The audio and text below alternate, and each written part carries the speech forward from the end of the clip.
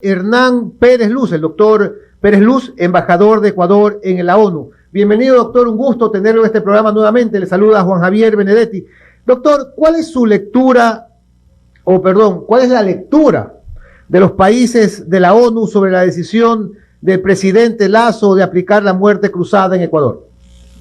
Buenos días y muchas gracias por la invitación. Un saludo a usted y al panel y a la audiencia. La reacción acá en las Naciones Unidas en su primer momento fue alguna preocupación. No se entendía un poco la figura de la muerte cruzada, pero eso duró poco. Inmediatamente se explicó, se analizó el tema. En muchos países que están en las Naciones Unidas tienen un sistema parlamentario y no es inusual en esos sistemas la disolución de los parlamentos y la convocatoria de elecciones.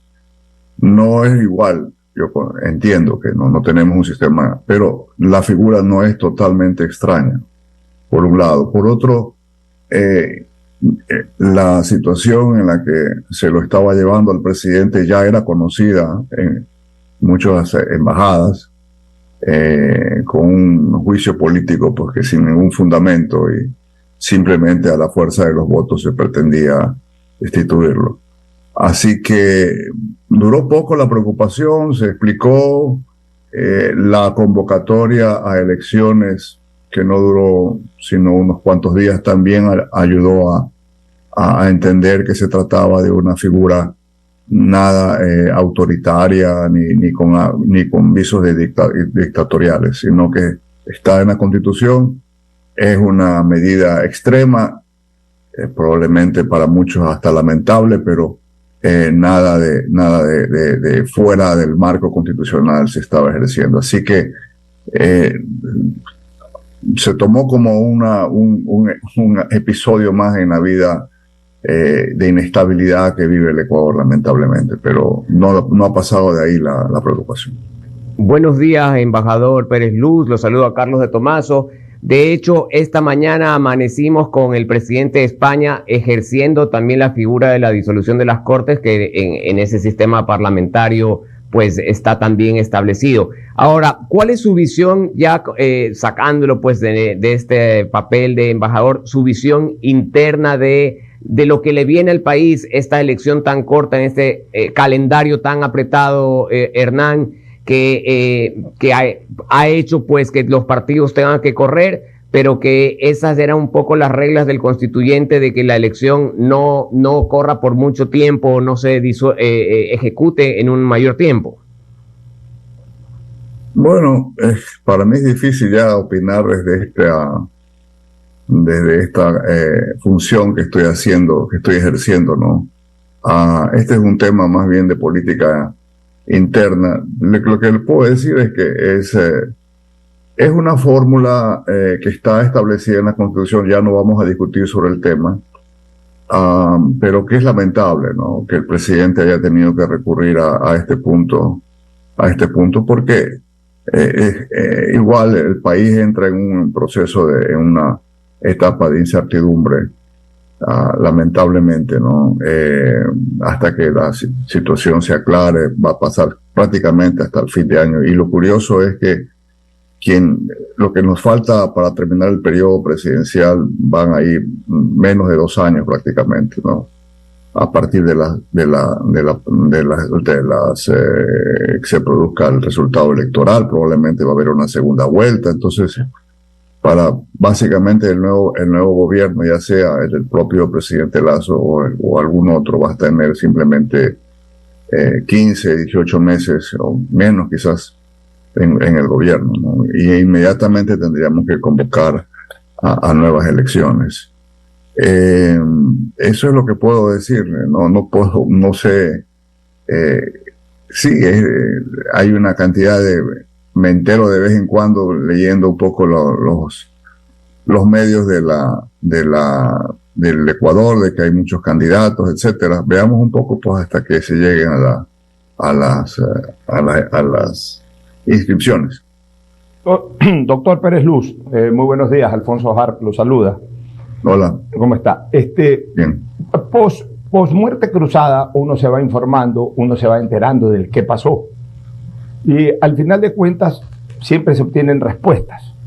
Resulta que el presidente Lasso tenía dos caminos: el ser destituido o el mantenerse en el cargo a través del juicio político.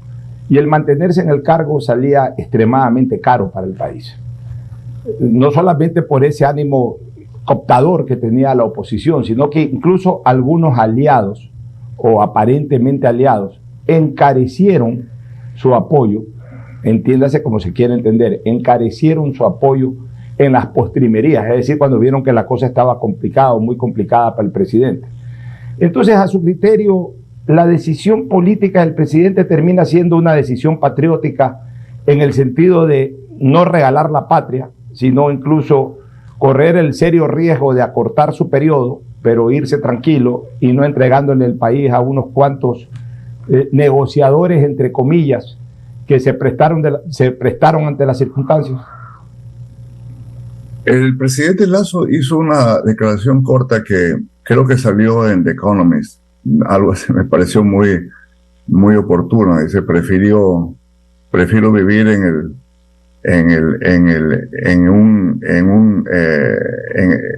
el purgatorio durante unos pocos meses más que 2 años de infierno. Es decir, yo creo que lo que usted dice es correcto. Yo creo que ahí hizo una evaluación no solamente desde el punto de vista político, sino yo creo que ético, a dónde iba a conducirlo a su gobierno en una transacción, en un arreglo de última hora para asegurar esos votos. Yo creo que lo hizo lo correcto. Lamentablemente se vio obligado a hacerlo. Embajador Pérez, el Ecuador forma parte del Consejo de Seguridad de las Naciones Unidas. Le ha tocado esta oportunidad tan importante. ¿Cuál es la realidad o la actualidad hoy en día dentro de ese consejo de este conflicto armado en Ucrania, que ha afectado además a las economías del mundo en muchas variantes? Bueno, efectivamente, Ecuador regresa al Consejo de Seguridad luego de 31 años que estuvimos en el Consejo de Seguridad. El Consejo de Seguridad de hoy y el mundo de hoy es completamente diferente al inicio de los años 90. Acababa de concluir la Guerra Fría, había un gran viento de optimismo a nivel internacional, que el fin de esa Guerra Fría había terminado, podía abrir un nuevo episodio y buscar un poco más de paz y desarrollo en el mundo. Lamentablemente, hoy en día la situación ha cambiado diametralmente. Es verdad, tenemos en el Consejo de Seguridad un problema un poco que de alguna manera bloquea o hay en el ambiente una tensión con la guerra de Ucrania. Mañana, por ejemplo, Ecuador y Francia han pedido que se informe sobre la situación que está pasando una planta nuclear en territorio de Ucrania, pero que está en manos de las fuerzas rusas. Es de extrema preocupación para el Consejo y en general para la humanidad que esa planta nuclear no sufra ningún tipo de alteraciones o se convierta en un fortín de guerra. Y así estamos continuamente llamados a sesiones de emergencia por varios asuntos. El Ecuador estamos haciendo lo posible, obviamente, por preservar nuestros principios que han sido la guía en la política exterior ecuatoriana, con ciertos altibajos, pero que han informado nuestra posición internacional. Embajador, y situaciones como la de Nicaragua, donde se está viviendo pues una crisis seria de derechos humanos, ¿son temas que aborda el Consejo de Seguridad de las Naciones Unidas? Es un tema que lo está abordando el Consejo el Consejo de Derechos Humanos de las Naciones Unidas, con sede en Ginebra. Entiendo que inclusive hay ya una solicitud a la Corte Penal Internacional. Yo estuve la semana pasada en La Haya asistiendo a una conferencia en representación de la ONU sobre armas químicas, pero también me di tiempo para ir a la Corte Penal Internacional. Entiendo que de manera reservada no se puede, ni a mí me pudieron dar esa información, pero he escuchado que hay unos ya petitorios que se abran investigaciones sobre posibles delitos de lesa humanidad en Nicaragua. Sí, es una situación realmente trágica la que se está viviendo ahí. Y a su vez, una pregunta más sobre esta temática, y a su vez, ¿hay algún tipo de denuncia para no solamente mirar pues un tipo de tendencia respecto de lo que hace el señor Bukele en El Salvador respecto al manejo de cárcel, etcétera? ¿Hay también denuncias? ¿Los miran los organismos de las Naciones Unidas? No entiendo que no hay una denuncia todavía sobre el tema, no sé si la vaya a haber. Hay una preocupación, pero no ha llegado a los niveles de una denuncia ante el Consejo de Derechos Humanos, que tiene la sede, le repito, en Ginebra. Y el otro espacio regional sería ese de la OEA, al que entiendo que no ha llegado ningún tipo de denuncia, pero no deja por eso de ser una situación que sí llama la atención y llama la preocupación en la región. La visión de las Naciones Unidas de esta avanzada criminal, vamos a decirlo así, en varios países de Sudamérica por bandas aparentemente vinculadas al narcotráfico, que están tomándose pues barrios, provincias, calles, infraestructuras. ¿Es una preocupación en el seno de las Naciones Unidas? Sí lo es. De hecho, Ecuador está preparando para probablemente cuando nos toque la presidencia del Consejo de Seguridad a fin de año, preparar un evento específico sobre este tema de los actores no estatales, cómo este fenómeno nuevo, esta presencia de que van desde mercenarios hasta traficantes de drogas, desde el crimen organizado hasta terrorismo, está socavando el funcionamiento de las Naciones Unidas y el funcionamiento de un sistema internacional basado en la legitimidad de los estados nacionales. Sí, no deja de ser preocupación. En muchas de las áreas más calientes, digamos, Myanmar, Sudán, Siria, hay una preocupación sobre la presencia del narcotráfico y de la violencia armada que se está desatando en otras áreas. Ahora, doctor, ¿cómo la ONU puede ayudar en esto realmente? O sea, esta escalada de la violencia es brutal en América Latina, pero es brutal, porque no es solamente en Ecuador, aunque pienso que en Ecuador la intensidad es mucho mayor que en otros lados. ¿Cómo las Naciones Unidas pueden ayudar esto? ¿Cómo de alguna forma se pueden encontrar fórmulas para incluso una ayuda internacional mucho más eficaz, mucho más contundente? Porque los pueblos están siendo agredidos directamente y están siendo agredidos a través de un hilo conductor internacional. Es decir, no es la delincuencia común y corriente del asalto en la esquina, en el semáforo. Son mafias que responden además a organizaciones internacionales. Entonces, de alguna forma, las poblaciones están siendo sometidas.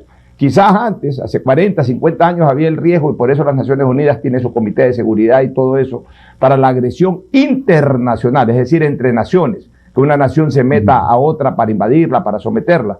Ahora ya eso prácticamente no existe, salvo lo de Ucrania, Rusia. En el resto del mundo ya eso prácticamente no existe en el siglo XXI, pero existe esto de acá. Entonces hay que reformular este asunto, hay que reinventar esta actuación de las Naciones Unidas en este tipo de temas. Es verdad lo que dice usted, es correcto. hay este fenómeno, se podría decir relativamente novedoso, de mafias que tienen una organización ya transnacional. El Ecuador lamentablemente está siendo un escenario de guerra, pues como ustedes saben, entre los carteles de México y otras mafias internacionales que se están disputando territorios y en las cuales estamos nosotros en la mitad de esta carnicería. Sí, las Naciones Unidas probablemente va a tener que mirar este fenómeno ya con otra visión mucho más moderna. Claro, por la tradicional crisis se presenta en levantamientos armados, diga usted Sudán, o en agresiones internacionales como el tema de Ucrania, o en hechos casi de genocidio como el que sucedió en Siria.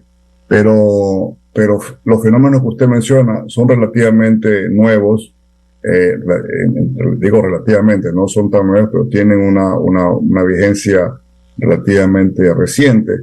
Y se están preparando los enfoques que debemos tener en cuenta esta realidad.